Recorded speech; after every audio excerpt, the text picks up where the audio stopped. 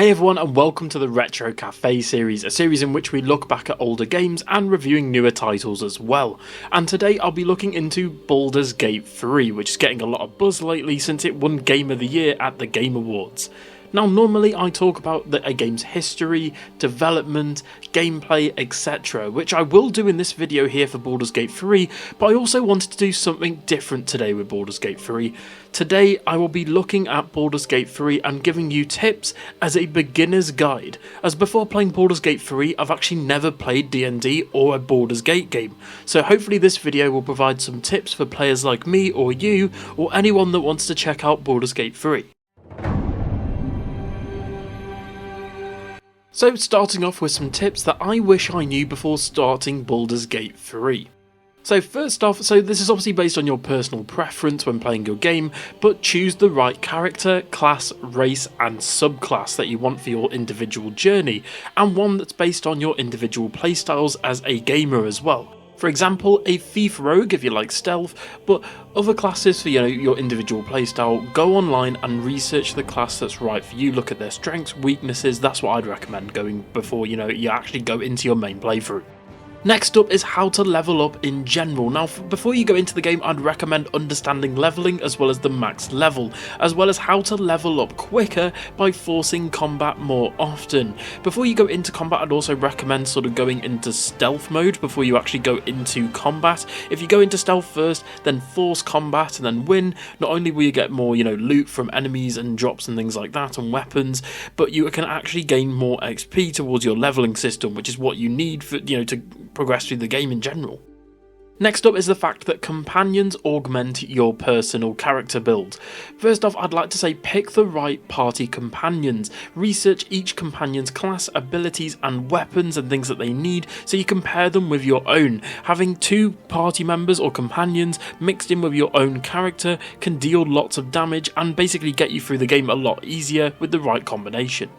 Next up is the fact that I'd recommend understanding the action and bonus actions to utilise them to the maximum. You'll need to realise in combat, each action cannot be wasted and must be planned ahead in time. When attacking, positioning is key, as well as figuring out enemies' weaknesses and strengths against your party.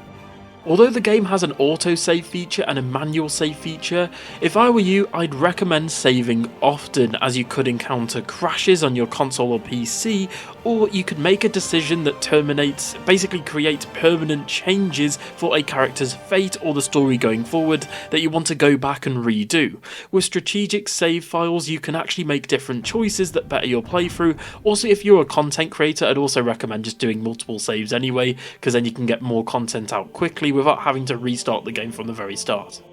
Next up is how to save a downed player. When someone reaches 0 hit points, they aren't exactly dead. Your character can be revived mid-combat and mid-fight to 1 health point using the action help. And if you talk to a certain NPC in camp, which I'm not going to spoil, you can also resurrect completely dead companions at camp. This also, little fun fact for you, gives you really unique dialogue for certain situations. If you let your character die, your character will let you know about it, and it's quite funny. Now this is more personal to my playthrough, but I wanted to share this little tip anyway. I personally recommend check romances before, basically check how to romance a particular companion before online. Even the smallest decision for some companions can actually result in them being permanently locked out of their romance quest or ending up dead permanently. So check how to romance them beforehand. I'd really recommend doing that. And lastly, this last little tip for you, send items to camp and use filters to manage your inventory. The inventory can clog up often, and I'm not going to lie, if you look at this screen on right now, the inventory can be really complex to understand if you're a beginner. So what I'd say to do is get used to your inventory, make sure each companion and your own character has the correct items, and items that you need for battles as well, such as potions and things like that, and just make sure that everything is tidy and neat, just because, especially if you've got OCD. Baldur's Gate 3, developed by Belgian studio Larian Studios in partnership with Wizards of the Coast, which holds the actual license for the Dungeons & Dragons IP, Baldur's Gate 3 is a captivating RPG that seamlessly blends modern mechanics with the essence of its iconic predecessors. After 6 years in development and 3 years in early access roughly, the development history is marked by careful attention to detail, not rushing anything in development, which is an absolute godsend in this day and age of the gaming industry, where we come out with loads of games coming off rushed, half-baked, and just crap in general. So Baldur's Gate 3 is evident in its rich narrative, expansive world, and attention to detail. As some of you may know, the Baldur's Gate series was originally developed by BioWare, with the original coming out in 1998 and Baldur's Gate 2 coming out in 2000. The series has had its fair share of entries with spin-offs and enhanced ports. Honestly, just go through the series and just look at all of the games that have come out since. However, BioWare actually didn't develop Baldur's Gate 3, as I mentioned earlier, as Wizards of the Coast, who hold the IP for Dungeons & Dragons, wouldn't let anyone make the sequel despite many attempts from BioWare and other studios to actually get the IP to make it. BioWare, as well as many other gaming companies, didn't actually meet their expectations, but in came Larian Studios, who really impressed them, and I've got to be honest, it's evident with them making the game and, accepting the awards at things like the Game Awards. You can just see how much passion and love was thrown into this project, and it's something that's really refreshing in this day and age in the industry. So in terms of the story, our main protagonist, who you create yourself through a very, very extensive character creator, honestly, go check this thing out. You have loads of races, classes, and you can even do certain, let's say, rude bits that we can't show on YouTube, and you can basically go through and customize everything. It's really refreshing, as I'm not gonna lie to you, I spent like half an hour to an hour just in the character creator alone. It was fantastic. But anyway, our protagonist that you create yourself wakes up inside a mind flare flying ship. Here our main protagonist is implanted with an illithid tadpole, a parasite that transforms people into mind flayers, which obviously we don't want. The main protagonist is then freed during the fighting and steers the damaged ship to Faerun, where it crashes. They encounter other survivors of the shipwreck, all likewise implanted with the same tadpoles and are basically met with the same fate, and it's now up to our merry little band, our merry little party of misfits, of memorable characters as well, to explore the realm, remove their parasites before they turn into mind flayers, and discover the intriguing mystery of the Absolute. By the way guys, I didn't want to have too many spoilers in this video because obviously this is a beginner's guide, so I've tried my best to sort of hide a lot of story elements there. That's just a brief summary. Again, as you play through the game you will discover there are different chapters and different acts, so I really recommend giving this one a go for the story. It's absolutely brilliantly written overall. Next up is graphics. Graphically speaking, Baldur's Gate 3 is a visual feast. The stunning environments, detailed character models, and impressive spell effects bring the Forgotten Realms to life. The game's development team has clearly invested in harnessing the power of current-gen consoles as well as PC. It's brilliantly optimised, and I've got to be honest, I've had no real issues on console. I've had a few sort of glitches, I guess you could say bugs, but they've been more funny than anything, with certain characters disappearing, or like I had an item once clipped through the floor, but other than that, it's nothing to write home about. This game is absolutely just developed with the utmost detail and dedication. So I've got to be honest, graphically this game is fantastic. It's one of the best looking RPGs on current gen consoles. Next up are our companions, and they play a pivotal role in the game, with extremely well-crafted backstories and dynamic interactions. The choices made throughout the game significantly impact relationships, romances, adding depth and replay value to each playthrough. This approach pays homage to the legacy of the Baldur's Gate series, while embracing and evolving expectations of modern RPG enthusiasts. By the way, just gonna say it right now, Karlach is best girl. You can fight me on this. She honestly, whoa, chef's kiss, honestly best girl by a mile. But to be fair, characters like Shadowheart and Asterion are amazingly written, and I've got to be honest, all the companions across the board are expertly voice acted, with some of the best voice acting and writing and general individual character performances that I've ever seen in a video game, and honestly I haven't seen this sort of high level of voice acting and performances in a very long time.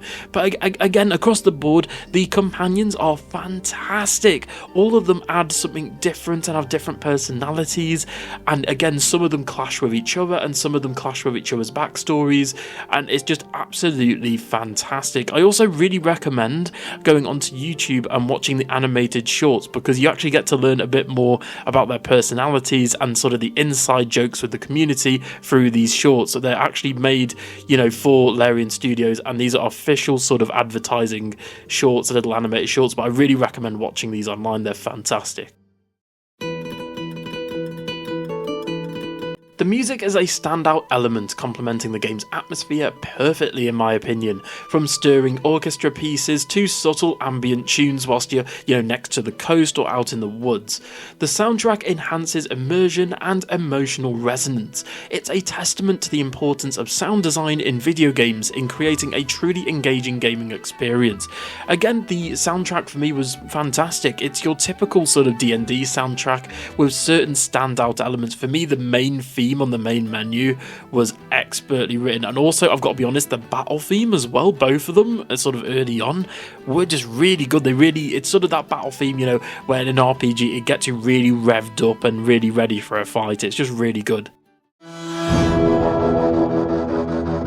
Next up is gameplay. So the game is actually fully narrated by voice actress Amelia Tyler, who acts as a main dungeon master. If you ever play D&D, effectively you have a load of people sitting around a table, you have different character classes and people with their own personal characters, and you have a dungeon master controlling it all. And she, in this game, describes the world and the player's actions throughout the entire story and game. Gameplay in Baldur's Gate 3 is an absolute triumph. The turn-based combat system is strategic and satisfying, offering a plethora of tactical options. You can dip your weapons into things like acid and fire for more damage, or certain weaknesses against certain enemies. You can use the environment, you can hide behind tables, you can open and close doors, you can barricade doors, you can do absolutely all sorts in this game, and so can the enemies, and it makes it really, I guess, different for each fight, because depending on your environment, it's completely different every time. By the way, the inclusion of Dungeons & Dragons 5th edition rules adds a familiar touch for long-time fans of D&D, as well as, honestly, if you love D&D, then you need to play Baldur's Gate 3, as it feels like a D&D fan's wet dream, in my opinion. It feels like some adventures that people would actually make up in their own parties on a D&D game night. This Baldur's Gate 3 feels like that sort of, I guess, personal touch and personal connection with the player and the main companion, and it just feels fantastic. The writing again is a testament to this. However, newcomers to D&D and Baldur's Gate in general, such as myself, may feel overwhelmed at the actual start of the game, because I know I did. I felt extremely overwhelmed looking at all of the different stats, inventory, characters, the world, the gameplay. I was just taken aback and I was like, oh god, what do I do now? But like I said near the start of this video with the beginner's tips, go online, do some research before your playthrough, as it will be a better playthrough, I promise you. I know people say, oh, I don't really want to do a bit of research, but do a little bit, even if it's just looking at what character you want to play and what companions you need, and maybe what romance options, certain decisions you have to make. In my opinion, if you go into this game with a bit of planning, it will be much better than going in purely blind. Baldur's Gate 3's multiplayer mode is a captivating and immersive experience that adds a dynamic layer to the iconic RPG, and it's a very interesting choice, as this is mainly a single player RPG, but it's got a co-op and online multiplayer component, which is really interesting, and the cooperative gameplay allows you to embark on a journey together with your friends, making decisions and facing the challenges of the realms as a united team. The game seamlessly integrates multiplayer elements, enabling both local and online co-op, which is really cool, fostering communication and collaboration between you and your friends, especially with randos online as well. But despite occasional technical hiccups like frame rate dips and resolution dips in some places, and on console especially, the multiplayer mode enhances the overall Baldur's Gate 3 experience, in my opinion. I think it's worth just checking it out, but like I said, it does sort of harpen on the overall experience as a whole, because it does cause frame rate dips drops and things like that, so take that into consideration. Also, you can have people, steal loot and just generally be bad at the game, so personally, I prefer to play it single player, but I did check out the multiplayer mode, and from what I played, I quite enjoyed it.